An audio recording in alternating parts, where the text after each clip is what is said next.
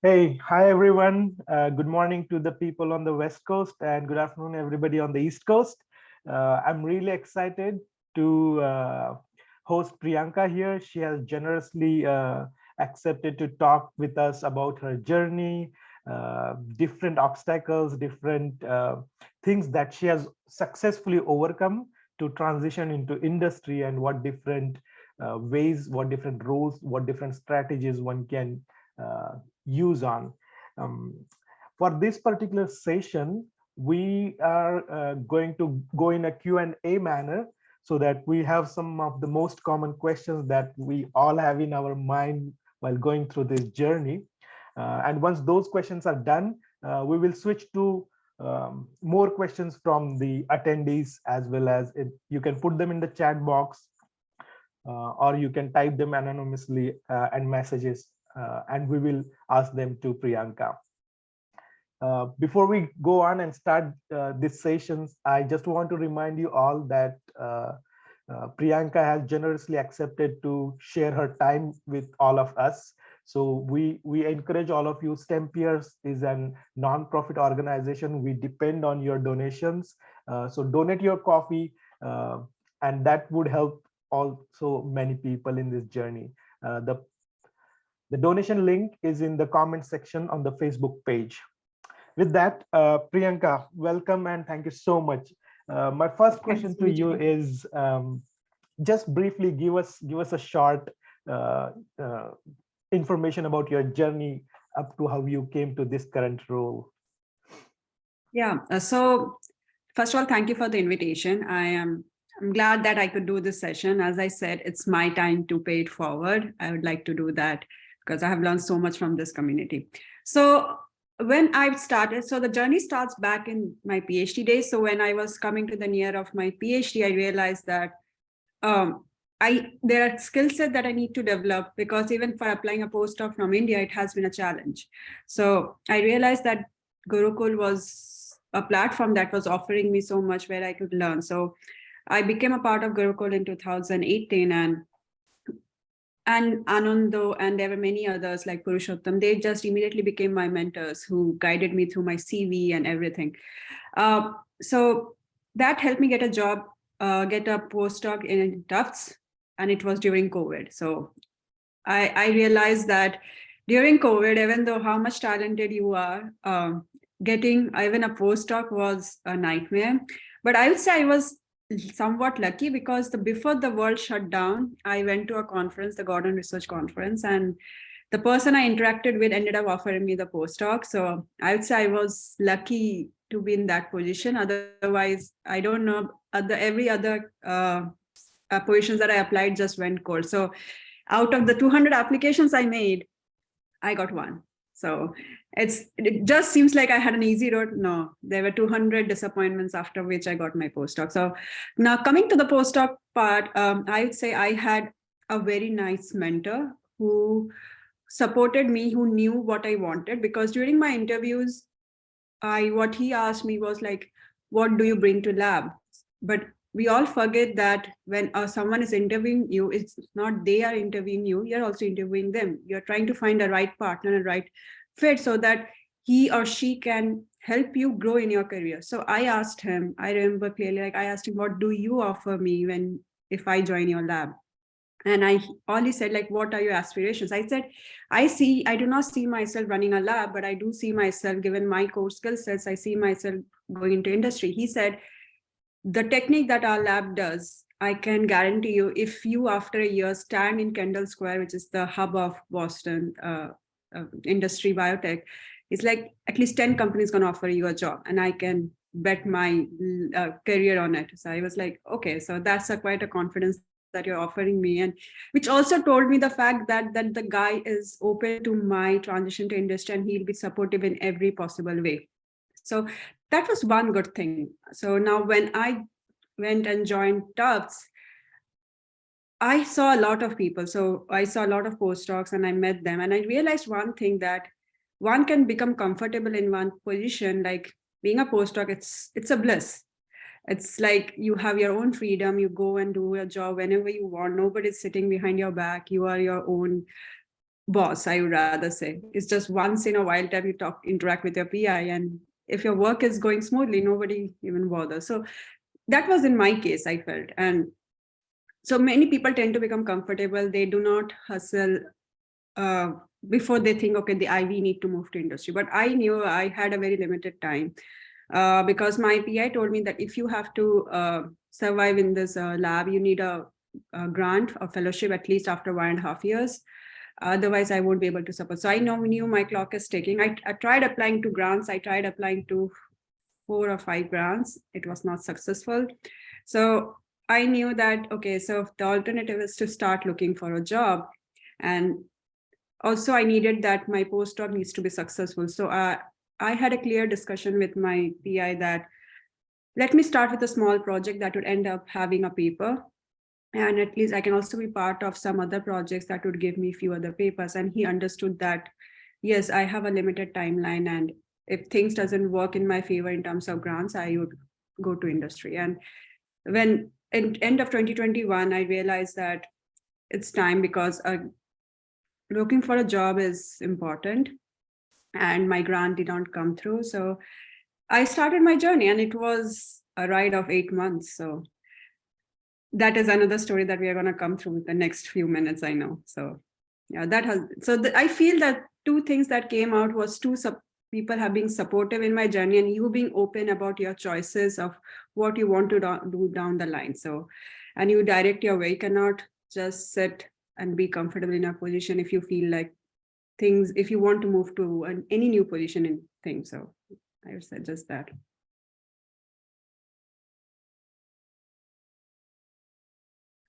I That's cannot great. hear you. Yeah, that's great.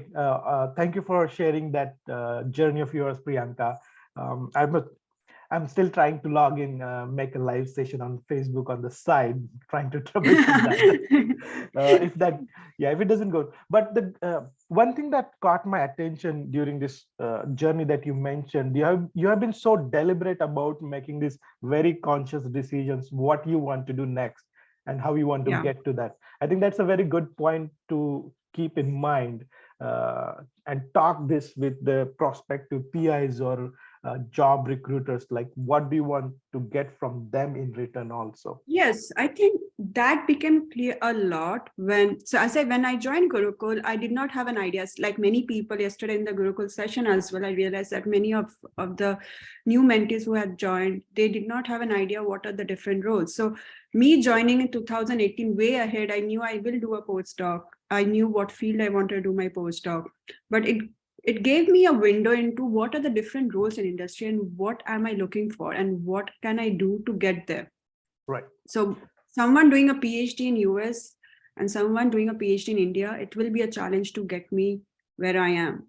Mhm. So I knew that I need to start early. I need to push myself because I will not have the same liability like other person sitting in US already has. So that's the mindset I began my journey with. So many of those informational interviews I did, I spoke to people, I spoke with different people, and they were kind enough to give their time to tell me like, hey, these are the different roles. And I explored everything. I tried understanding what is in IP, intellectual property rights, what are patents, technology transfer. I picked everyone's brain on what is an R&D job, what are different R&D jobs. And I also tried understanding what is venture capitals, what is consulting. So if I just take a few minutes here as well. So when I moved to Tufts, the first thing I did is to find out what are different groups, to understand how can I broaden my horizon and understand what are the different groups I can be part of. Like there was a Tufts consulting group, then there was Tufts biotech group, and then there was Tufts postdoc association. So in short span of time, I started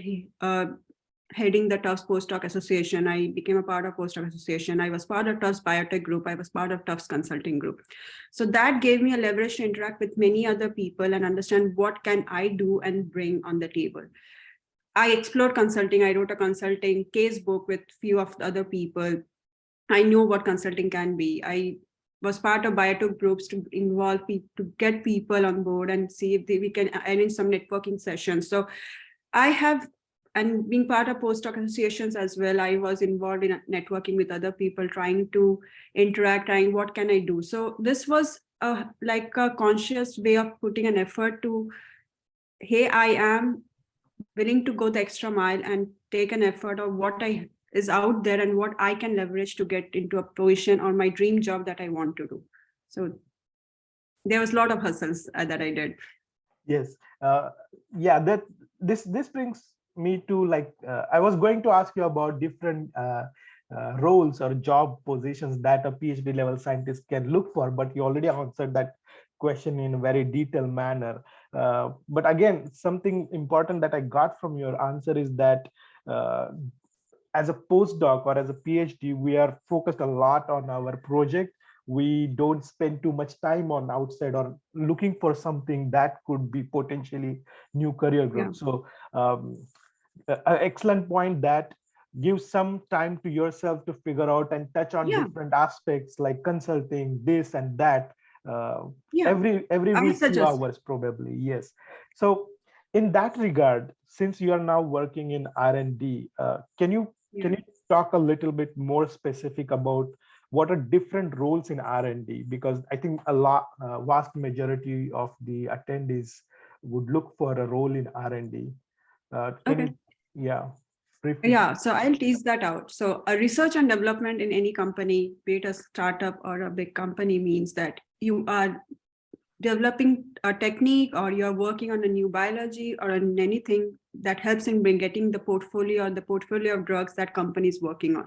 Let's say my company is invested in cancer, metabolic disorders, cardiovascular, just for example. So we'll be working on those portfolio projects, but we'll also be working on internal developments of techniques that are core expertise or will end up becoming a core expertise of those companies. So now the research and development are in many different levels. So a person with, like, a person just starting out as PhD and want to go to industry will end up getting a scientist role in any industry. It can be a scientist 1 and 2, it varies from companies to companies, but it will generally be a scientist. So if someone is aspiring, just wanted to put it out there because I heard few of those things yesterday in Gurukul session. If somebody is aspiring to be a project manager, I suggest it's not handed out to you when you are a fresh PhD, or even if you had 1 year or 2 year of postdoc. The reason, because the person doesn't have a know-how how an industry is run. So handing out a project manager directly to you will not be given, because a project, first thing you need to have an idea, what do you mean by project management? The project management is meant by handling a scientific project or a scientific program, basically taking a drug from the preclinical level to taking it to the clinics, right? A Genentech like company we do the early research, we do the mid-level research, and we also do the clinical trials, right?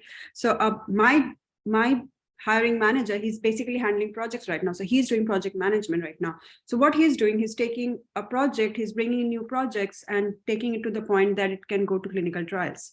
So if a person who has no idea how an industry is run will never get an opportunity to do a project management. So if you think you want to do a project management, which I also want to do, you have to start from somewhere below it. You have to start from zero in industry. So if you're, so as I said, a new fresh minted PhD will get a scientist 1 and 2. Let's say a person with 1.5 years or 2 years experience will either get scientistry like in Genentech, or you will get a senior scientist. It's equivalent to a senior scientist in other companies because you had 2 years of postdoc experience or so. Other than that, if you, let's say you have 4 years or 5 years of postdoc experience, you can apply to principal scientist roles in different industries, because by that time you are a very senior postdoc. You have handled your own projects, you have tried writing your own grants in academia, you know what is needed to run a project, and you tease those out in your CV. You write those things, underline those, that hey, I have run a team, I have run this much, and those things. So those things stands out, and what people say, okay, this person can be a principal scientist, because a principal scientist is equivalent to also a people's manager. So they have to know that, well, can you run a team? Can you delegate the jobs? Can you put those, let's say a project needs this resources, can you get them and acquire them? And a principal scientist also plays a role of bringing in new projects. So do you have that capacity of bringing new projects to you? It's not thinking something from your head, it's also collaborating with, like in Genentech, you have a biology division, you have a structural biology, you have differences. To just collaborate and meet with people and think, okay, where can we apply our technique? can we bring in new projects to this department? So it's also internal collaboration that plays an important role. So R&D is just not like a simple transition of an academia setup to an industry setup. It's little quite different, and you have to work your way around it. So, but these are the basic layouts that I highlight. I knew I dig deep and I explained quite a lot there, but I hope it clarifies stuff. No, I think it's very important, and I'm glad you went too detail into it, because we want people to know that not just doing R&D is not just doing bench work. There are so many different aspects of industry R&D, right from the basic discovery to translational research, and there are so many layers in this. And we want to have this information to all of our listeners so that they can think about it, and particularly think about how their own skills match where, and then if they have some time, they can develop these new skills. So I would suggest, like, for anyone looking a job in R&D or even planning to do project management, start early. Even do 1 or 2 years of postdoc and then start an industry, because project management in industry will not be handed out to you. You need experience in industry setting. So that's one of the things to be kept in mind. So now this brings to, like, we have touched on so many different aspects now, different levels and different things that we need for. How do you suggest one develops these skills? Like, I know that soft skills are highly important for industry. What would you suggest someone who is, like, let's say, in thinking about transitioning in next 1 year or 2 year, how to get these soft skills as a postdoc? I think there are many things I can answer this question. So let me go one by one. So the way I started was I reached out to people, because being part of Gurukul, it gave me the opportunity to reach out to anyone and say that, hey, I am interested in this role, but can you tell me what can I do to get there? So I asked a lot of people, and there were many people who just told me that you need to build on the skills. It's like, you need to be able to communicate properly. You need to talk to people to know what are out there. You need to have a clear identification of why you want to be in industry. What are your primary goal sets, and network is, and create a meaningful network. Just not reach out to people saying, hey, I'm looking for this job and you are in this company. Can you refer me? No, I have got those messages now. And I realized when I was other side, I thought why people did not respond. But now when I'm on the other side of the road, I am like, okay, I get that, because there are people who just reach out saying, please refer me because I am an alumni of this, or please refer me, I am this. It doesn't work that way. It's just to put it out there, everyone in a company, at least in Genentech, I would say, we have a very fixed number of people we can refer every year. So we will only refer people who we find capable and they match the skill set, because our position is also on the line, because if we are referring someone and they turned out to be bad, our referral for the next years or down the line will not be taken into consideration. So things that we have to also be kept into mind for anyone reaching out to me, say like, please make a referral. I will only do if you try making a meaningful relation, try establishing the fact that, hey, this is the skill sets and these are the things that are important to me. And I'm going to do anything to, I'm going to put an effort to work on this. So it requires an important interaction. So networking was the basic thing that got me into this job. And the reason is, what I realized that from the beginning, that whoever I spoke, everyone just said network. So when I started my postdoc, I knew that this is the area I want to do my research or get into R&D, because this is the drug discovery space, and that's what industry is looking for. So I started early. I tried looking at people who are part of the companies or different companies, and the where I started was the people my current PI worked with. So I knew that many of my current PI or my postdoc PI work with. So I reached out to them, just, hey, I work in the same area. I saw you have a paper and you are currently working in this field. I would be lovely to be connected with you and just to know what's the progress in these areas. And people were kind enough to get connected. We had few chats with them. It's not every day or regular chatting, it's just connecting and just that you tell them that you are also working in the same area and same network, and you just want to follow their work and have a discussion and have few things to talk about. So you do those small chats. uh, I think before I got my job, I started networking 1.5 years before and started creating those networks of people. And it slowly started. It's not a single day job. It's not a month job. It's a everyday effort. I sit down, like people scroll Instagram, I scroll LinkedIn, and I till day I do that, and I try making understand, because I also know what I want to do after this. So I know where I want to create my network, where do I want to go. So just spending even a 1 hour in LinkedIn helped me quite a lot in this journey. So to build up networking skills, as I said, I had touched that point. When you are a postdoc, spend some time outside just thinking about your project. Like, am I able to build up on those soft skills? What are the soft skills? Can I create a network? Can I run a team? Can I manage something independently? Because when you move to industry, you'll be given some as a job, and you'll be said to figure this out on your own. You will have every resources at your disposable that's at your dispose. So but what will happen is you have to know what is the smartest way to come out of it. Nobody's going to say like this is the right way and that is in the wrong way, like you people, like you are told in postdoc, no, we want it in this particular way. In industry, I learned there's no particular way. You want to get a job done, get a job done. You can do it in a smarter way, you will be appreciated. You can also do it another way, you will also be appreciated, but they will understand that what is your way of executing stuff, and you will be, from now on, you will be dealt accordingly. So the first step or the first project that is given to you is a way of people assessing you of how you move forward from that. At least in Genentech, that's what I saw. So I was given a project and he's like, these are the resources available to you, I think just get it done. And I just found a way how to get it done. So I think that's what people look at when you was trying to build those soft skills. Be part of those different groups that I suggested. Be part of the postdoc association. Try taking an active involvement of organizing, let's say even a happy hour session, just sitting with people and talking. So that helps you come out of those many people who are introvert and doesn't know, like that helps you come out of the shell a little bit. Don't have to go to all of those happy hour sessions, but go to at least 1 or 2 and try coming out of those network skills. And as you talk to them, you realize, okay, this person has some good thing to say about what he or she wants to do. And they might have an experience that they might reach out to you later point.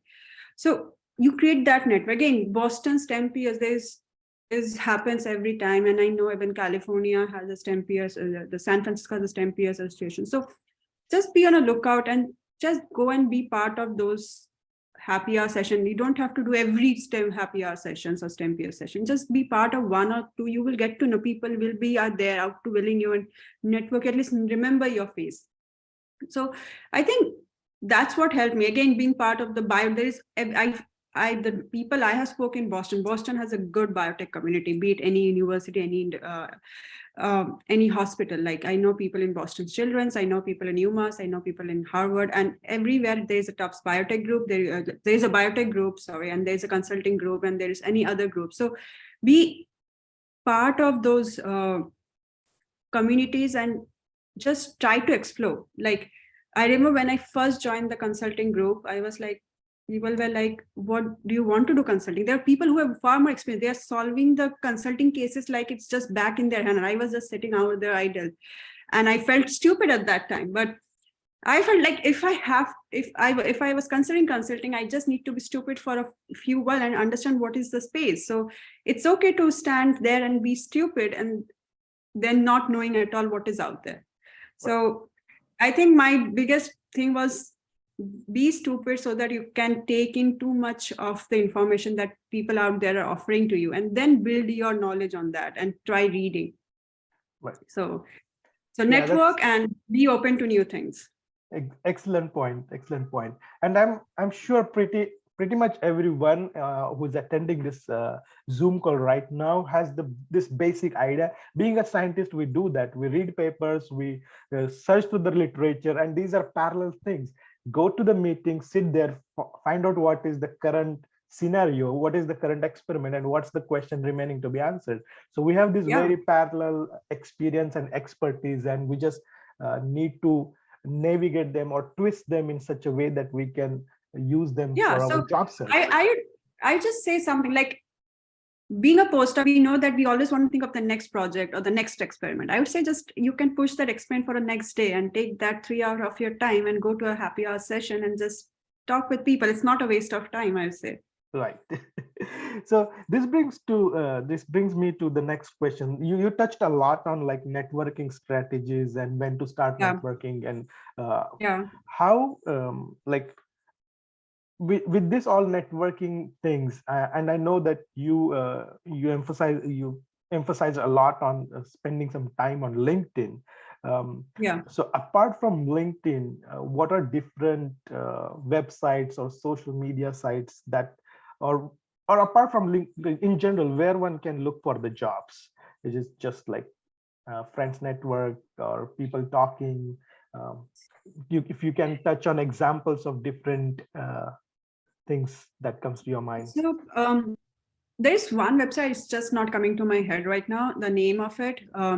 So apart from LinkedIn, there are a few other sites that where you can just be part and talk to people. I will later on go and put it in the comment section. I'm not able to remember the name, but that's also where I could connect to few people in through working in different industries, where I had one-to-one chat and I spoke to them.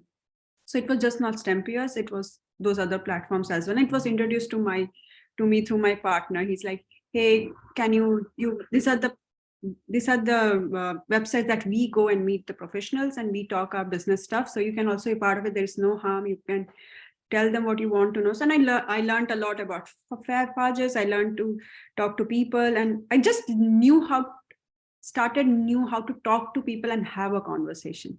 It just not, if a person is not even in my area, just to know and be invested in that person. Like I spoke to one guy, he was so inspiring. He was running a company working on pages. So he, for the last 1 hour, we just discussed what pages can do. Now your one is going to ask me like, how did it help me in my network? It did not, but it helped me come out of that shell and have a conversation and have a meaningful relationship. So that guy or us having that networking, he or she down the line will remember that we had a network, we had to build a relationship. So you never know how a person can help you if you do not invest your time there. Right. So I think, and another question to answer, like looking for jobs, I knew what companies are out there and what company does what. So my first research was to reach out to each one, like if you have network, if you find people in those companies, to reach out and see if I can get some interviews. Like one of the was Bristol Myers. Just to be honest, I was looking for a job in UK. I was not looking for a job in US. So I never applied for a job in US. This all came through LinkedIn. And I just got a job from BMS, and only 2 came from LinkedIn. I never applied anywhere in US. I was applying for a job in UK. So I know Avnish.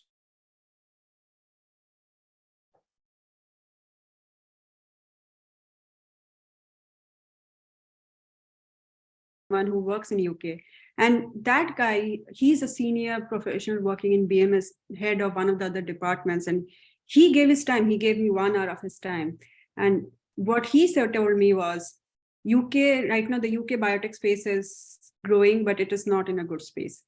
We too have plenty of postdocs. We too have plenty of people who wants a job. Why would we want to hire you? Why would we want to bring someone? But he said, but if you have a skill set in industry, let's say you're working for Genentech, you're working for Bristol Myers, then you are bringing a core skill set forward. Then we would like to hire you because we are just transitioning you to another, because you already know those experience, you are experienced. So my 2 cents to you will be, this guy spoke to me for an hour and said, like, my 2 cents to you will be, look for a job in US because there are more opportunities, and then move to UK. I was like, thank you. Like that somehow changed my looking at things. Yes. Yeah, but then again, I did not. So the way I started looking for a job was, as I said, I did, like people did Instagram, I did LinkedIn. And when I'm a person, when I like, if I want something, I go like this on that. So, and I started looking through LinkedIn. I started looking for like what are the different jobs in the market. So it's a funny story. Like people see different reels in TikTok and stuff. If you start looking at jobs like that, you know what are the roles that they want from you and what are the Right. things. So few things just come out of those, like the eligibility criteria. You will know, okay, so these are things that I need to put in my CV. You Right. have those things, Yeah. but you need to highlight them out because they need to be teased out. And the second thing that I did was I just made an open to work. And there was another space in LinkedIn where you can just write what you're excited about, like likes to talk about peptides, antibodies. So these keywords comes from the point that the if you look at the eligibility criteria, those words are important. So those comes teases out. So what you do, you just take those, like people, if you want to go to antibody engineering, I wanted to go to you just put those words, antibody engineering, peptides, discovery. So those words come out. And what people do who are looking for, even the hiring managers who look for candidates, they also look through LinkedIn and they write those words. And they see who come out of those top accounts and they try reaching out to you. So, and the funny story here is when I opened to work, the two people I was connected were 1 year back. One was from Genentech, who is my current hiring manager, and the other person was from BMS. They just reached out like, hey, we are hiring. Do you think it's something that you can consider? Wow. And that was my end of story. So I never looked for a job, but while I was looking for a job and I built my profile, that's how it ended up here. Right. So in that sense, I think one question that Shiva Sankari has is very relevant. Like a lot of these job descriptions or companies, they ask for, like, her specific question is that when I go through job description, some companies ask for PhD with industry experience, specifically for some of the senior scientist roles, and only PhD with research experience. So how do we navigate around different requirements for different companies? Can you apply for scientist position and negotiate to senior scientist role with some you can. background? Yes, you can, how would one because go for that? Yeah, so the point is, sometimes your hiring manager also needs to be sensible. That's also the other panel sitting there cannot hire you knowing that you are overqualified for that position, but they are just hiring because the position is open. I would say in my case, that thing became lucky. I was applying for a lower position and my hiring manager said that you are overqualified for that position. I would like to offer you this position. So it's also sensibility to the other person sitting there. But I think what I find important is, even though the point says industry experience, even a few years of postdoc experience plays an important role. I would not say that you have to fulfill 100% of the eligibility criteria. Even if you fulfill 30%, I know people who have fulfilled 30% of the eligibility criteria still got through, because the first step is to highlight those key things and get pulled up in the resume, or that it goes to the HR. Nowadays, LinkedIn's had made things easy. If you go to LinkedIn, you get to see who are the recruiting manager in many of the cases. If you get to see, just reach out like, hey, I'm interested in this job. Can you just provide me information? Don't say that I'm interested and I want this job. Or can you just, like, I know people who have done that. So I'm just putting it out there. Don't do that. Just say, can you just provide more information about the company? I want to understand if it's the right fit for me. And I'd like to spend my time applying for this role. So you are trying to put that, you are not desperate, you are trying to find a meaningful job for yourself and you want to spend time. So you can do that if there is a hiring manager highlighted. Another way is to putting the Sherlock Holmes cap on yourself and say that, let's try to find out from this company who is hiring, because people who are hiring have a hashtag hiring. So what I do is, this position is open in Bristol Myers. So then I go and search in Bristol Myers people in this area. And then it is a point of time, I just find out people who are hiring, and then I just go to the profile and see. So what happens there is, I'm just putting what happens there, that if you visit someone's profile, your profile gets highlighted in their notifications, right? So they go back and check. People are inquisitive in general. They'll go back and check your profile and they say, look, this candidate seems relevant. Even if you haven't reached out, they will reach out to you if they are trying to find someone of that area. So those are the tips and tricks that kept on working for me. So you just one has to be a little bit smart and just work around, like, okay, hey, this is how I can make things work. So you reach out to people. I have reached out to people in AstraZeneca and they replied, okay, you can apply through this, you can talk to these people. So the person who reached out to from BMS, I had spoken to him in quite some time back. He was hiring for a different role at that time. but we made a conversation, and this guy ended up talking to him when he was hiring for another senior scientist role. He was like, hey, I'm hiring and your profile looks completely relevant. So that's how you built it, but somehow you just put your name or in their page or in their mind, like this person is looking for a job or might be open to a job. So Yeah, that's a very good way to like break the ice of the LinkedIn pool. Gives this possibility for some, like when people are not very confident to reach out. I think just being proactive and just visiting profiles yeah, like even like creates that what Shiva said, breaks that yeah, barrier. Yeah, awesome. like That's what a Shiva said, like Shiva said, like if you don't, if they're saying industry experience, you can even use that as a key and reach out to the recruiting manager, like, hey, I'm seeing that you're hiring for this role. I have this many years of postdoc experience similar to an industry experience. It's something compulsory. Like you can use that as an right. inquisitiveness just to understand, like, I am interested for this role. You do not have to show that, even though we are desperate to get a job, but we don't need to show that. Right. Yeah.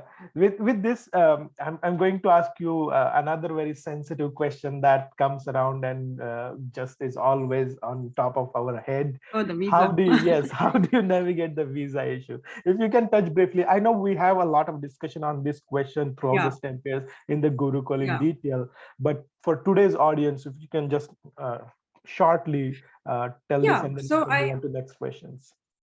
do your, first of all, I would say do your research. What visas are available to you? Like, don't believe what everyone is saying. Everyone has a different journey on visa, right? When I started my visa journey, like when I was looking for a job, to be honest, I didn't not knew what visa was out there, because as I'm honest, I was looking for a job in UK. That's why I never did my research on US, what visa can be offered. So when this gin and tech, because it's gin and tech, it came across, I started considering that push, and then I started reading up.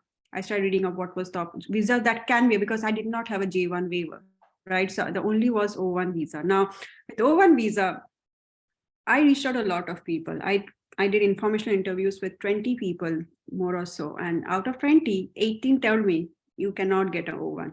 Your profile will never get an O1. I was like, okay. But there were two people, and one was Annabda and another was Akshat. So those two people, they said, doesn't matter. You will get it. It's all about how you prepare the case and how your lawyer does it. And I remember Annabda clearly sending out his wife's case file, and it's like, just look through it, do the key things. And even Purushottam, he also wanted, like, do these key things, and they will be, you might get through. So what my point is, you have to go sometime by with your gut feeling as well. In terms of O1 visa, I have seen people saying, asking, maybe my profile is not good, let me get another few more peer reviews. It's not that. It's all about how one writes the case file. It all depends on your lawyer. And you should, once the case file is prepared, you should be able to read that. And if you are convinced, a person sitting in the USCIS is a high school person, high school pass person, that person is also will be convinced. So if your lawyer can convince you that you are very highly qualified and you're supposed to offer you the, or they should offer you the O1 visa sponsorship, then you know that that person will be convinced. Nobody has time. If they are preparing a 300 pages case file, nobody has time to go and go through your LinkedIn page, go through this. This is O1 visa, not green card. If it's green card, people are going to do that, but it's just O1 visa. But you have to make sure that they highlight your strengths.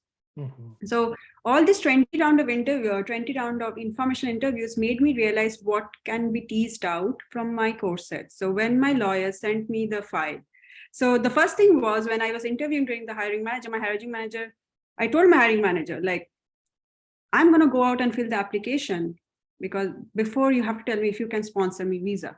I'm not going to waste my time of 1 hour filling an application file, and then you come back and tell me that the visa will not be on the page.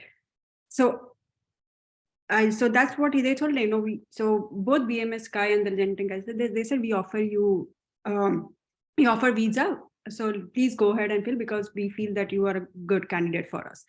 So when I filled all those things and the HR got back to me, so they give you a form where they decide if they can offer you one. So because your hiring manager most of the time will not have an idea. So you have to be very confident what is the visa. So in there are many cases I've heard like where the hiring manager is doubtful and they're like, okay, maybe we're not, we need someone. So you have to be the one convincing them, yes, I will get an O1 visa. Even if in the back of your mind, you are not sure, get to that step, then decide. So Right. for me, it's like, tell them, yes, my profile is good, I'll get an O1 visa. So there's a O1 visa or there's a H1B. H1B is not in your luck. So, but you tell them, so there's an H1B visa, we can apply for that. If that doesn't pick up, we can get an O1 visa. So there is a clear path we can get and can work out in 2-3 months. Rest is, once you get a job, the rest is upon them. So you have to be very clever on navigating things. So when the HR reached out to me with the lawyer file, they asked like, what kind of visa can we offer? I wrote full sentences. My profile is good for O1. So now once everything was done, I was offered the role, the lawyers came in, they sent me their file. So the O1 file, O1 form is more or less similar to a green card, right? So you are filling out. So what I did is I filled out everything.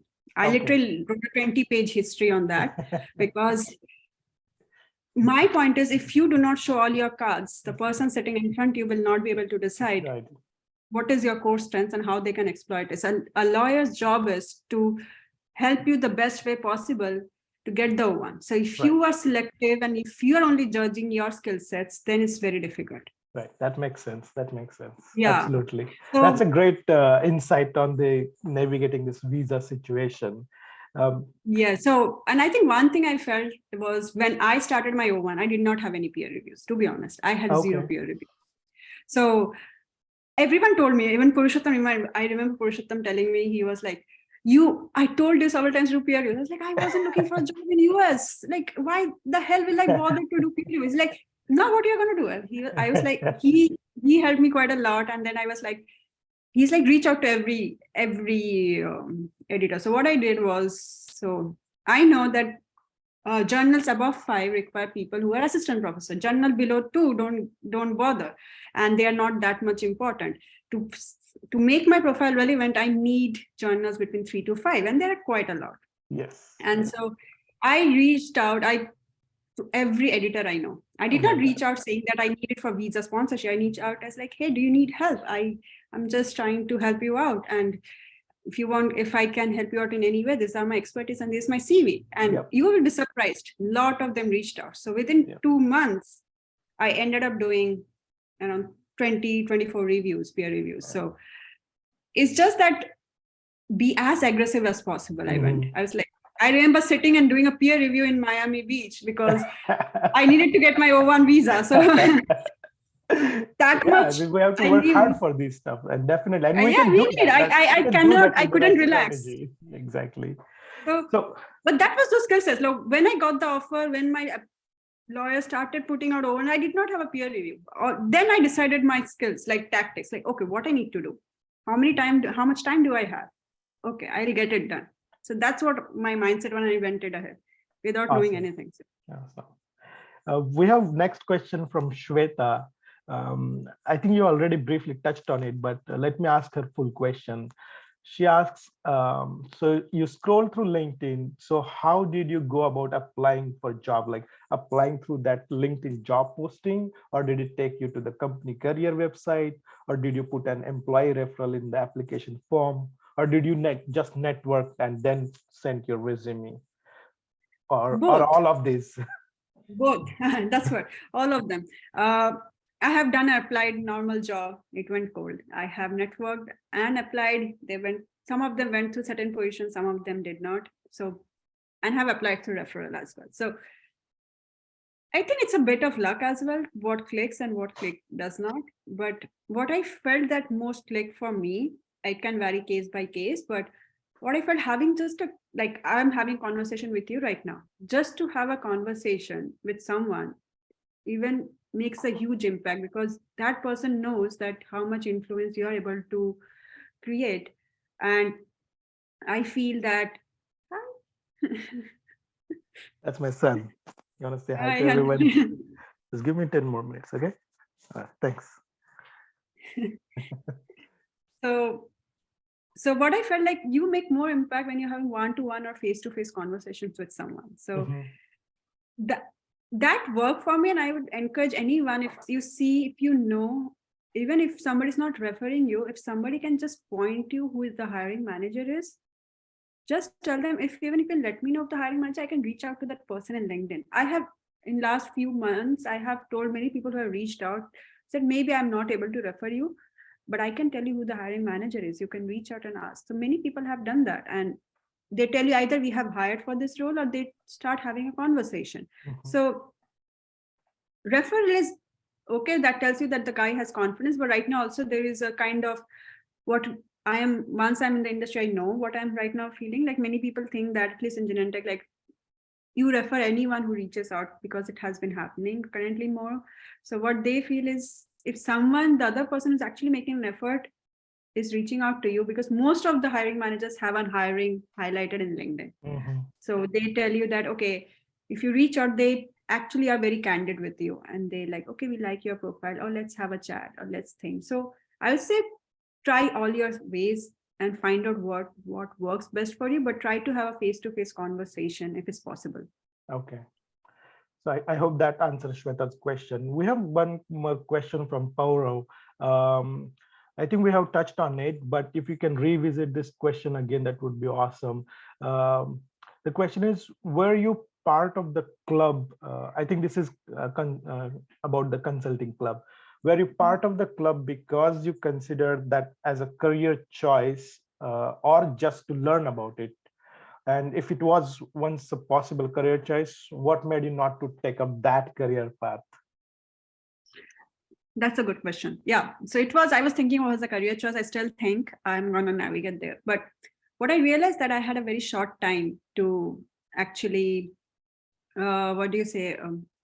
transition to industry. I did not have the luxury to create my consulting profile. Even though I worked for Casebook, I understood that as naturally the scientific questions or scientific thoughts come to my mind, like I can walk on the road, I can think of a scientific question, or I can just think of the experiment that I need to do next. But consult does not come to me that naturally. So what I felt was, I might need to put more effort and build my skill set and come to that point where other people is, because the people I was working with, or people I was building my Casebook with, they're far more talented, because they have been doing this for the last 3 years or 4 years. And I am trying to pick it up in the next 4 months. No, it's not possible. I can want to have it, but given my timeline, I felt, let me just exploit what I have learned over the years and transition before I make the move. So I hope that clarifies. But I know what skills are needed, and I can build it slowly on it. Great. I hope that answers your question. Thank you, Gaurav. Oh, I'm going to ask a question from my list over here. I guess nobody has touched on that question yet in our chat, but so we have a lot of differences in CVs versus resumes. And can you touch briefly on what are those differences, and when company looks for CV and when does a company look for resume? Any non-scientific role, keep it resume. Any scientific role, keep it CV. Awesome. They want to know how much you have done. So my strategy here was, whatever project that I wrote in case of my scientific roles, what I did was write a brief description of the project, and then write skills used or skills acquired through this. And then I just highlighted few skills on it. Even though there was a technical skills section, when I was writing the experience, I highlighted in brief, because then that actually jumped out to someone who is looking at your CV.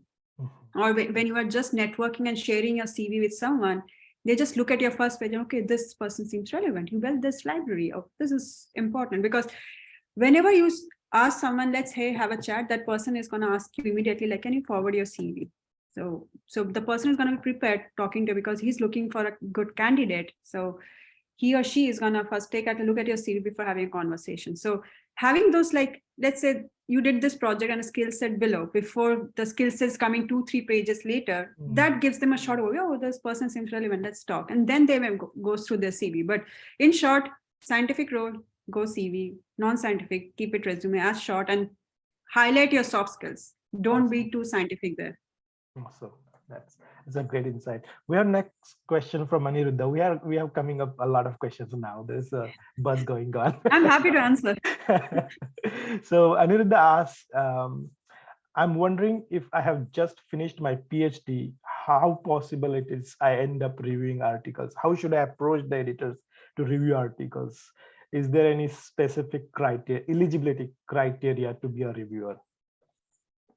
You should have masters and a PhD because that's what is written in everywhere. So, so if you have finished your PhD, I would say don't go like applying to a big journal. Try applying. Start short. Start with 2 to 3 impact factor. Reach out to those. I know people have suggested MDPI, but there are Duff Press, there is Hindavi, there is many other journals. So sit down, try finding what are 2, 3 impact factors. Taylor and Francis publishing groups. So first, try finding the different publishing groups which are not that famous like ACS and other stuff. Reach out to them, and also you can reach out to the journals that where you have published. Right, so you can tell them like, I have published here and I am hoping to help you out if you guys are looking for a review. Now, if you're published in Nature, yeah, you don't reach out there, but you can reach out to a journals that is less than 5 impact factor and say, can I help you out? So I think just make a list of those journals, some low tier, some mid tier. So stick between 2, start with a low tier, and then once. And another thing is to build your profile. So if you create, every journal has a profile list, like a Loop profile, Scopus profile, web researcher profile. So create that so that your name pops up everywhere. Right. So the way this journals work is, if you have your profile and your CV updated in their thing, so they write those keywords and your name pops up as reference. So they select those and they send it out. Most of those small tier journals do. The tailored ones are the ones which are high-end journals who find particular reviewers and send it out, right? So the ones which are very 3 to 5, they have a list. If you have those keywords and you have your CV, they look at it and they send it out to you. So just put your name into their server, right. Create those profiles.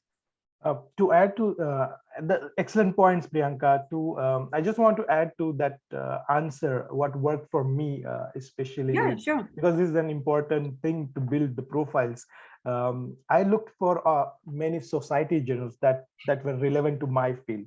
There are so many societies, and the society journals are great resource.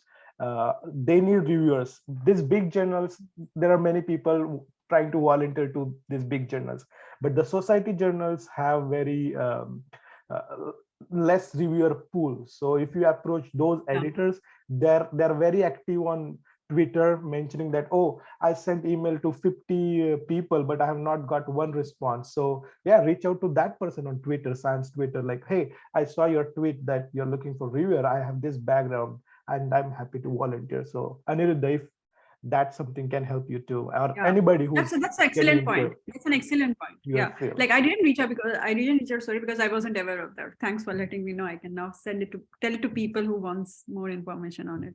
Absolutely. It's 1 p.m. already here, and I know we have just past 1 hour.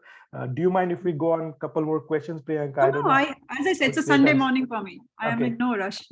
Okay, let's get to next question. Smita asked, what is your opinion on doing an industrial postdoc after doing a short academic postdoc? My opinion is, of course, go for it. But it's just way challenging than getting into a academic postdoc. Right. That's my view to you. But to be fair, industry postdoc will give you J1, also gives you a J1 visa. Just to be aware that because they consider this as an intern position, so getting a J1 visa is possible. For getting an industry postdoc, you do not need O1. I know people who are in Genentech as a J1 visa. So, of course, trying that out is good. Try doing after PhD, but don't make it as a step to go. Like after you already have done 2 or 3 years of postdoc in academia, you want to get a step into the industry, you take it as a postdoc. My suggestion there will be no. The reason is when you get into the industry, you will realize there are people who are with less experience, higher than you, is becoming your manager. Then that thing will hit you hard. And so what ended up like you became blindsided. You wanted to get a job, you ended up there, and now you are like, hey, I'm more experienced this person and I'm just working for him or her. It's like, this will hit you hard later on down the line. So you don't want to do that. Right. So making No very matter conscious what. decision. Yeah. So I would say, like, think about which role you're applying if it's suitable to you, because from now onwards, everything will be calculated. Because now I have entered in scientist 3. If I now change any job position, I can only uh, negotiate being a principal scientist or senior scientist. I cannot negotiate to be an associate director. So if I started as senior scientist in BMS, I could have negotiated something other than that. So Right. your promotion, everything starts from where you haven't. At least that is my experience till now, and that's what is how Genentech at least works. Awesome. We have passed more than 1 hour now, and I want to let Priyanka go back to her regular life. She has given so much important information for all of us, and I'm sure you all listening to this and attending this would find it useful. We'll soon post this video also on the YouTube STEM Peers channel, as well as the hopefully on Facebook. So if there are more questions, you can comment there, and hopefully Priyanka can answer them whenever she has the time. Happily. But yeah, I just want to say, like, start building a meaningful network and use every way possible, being part of groups, network is just not LinkedIn, network is outside LinkedIn as well. So world has opened up, COVID has just now calmed down, I would rather use the word, before it again shoots up. Try going to those happy hour sessions, spend those 3 hours, make good friends, make meaningful relationships, and you will know when it gets rewarded at the end. So try doing that. Spend those 3 hours not in the lab, but somewhere else. Thank you, Priyanka. Thank you so much for your time. And thank you everyone for attending the session. Thank you so much for organizing this. Thank you so Take much, care. Ajay and Sakshi. Take care. Bye-bye. Bye-bye. Have a nice day. Yeah, you too.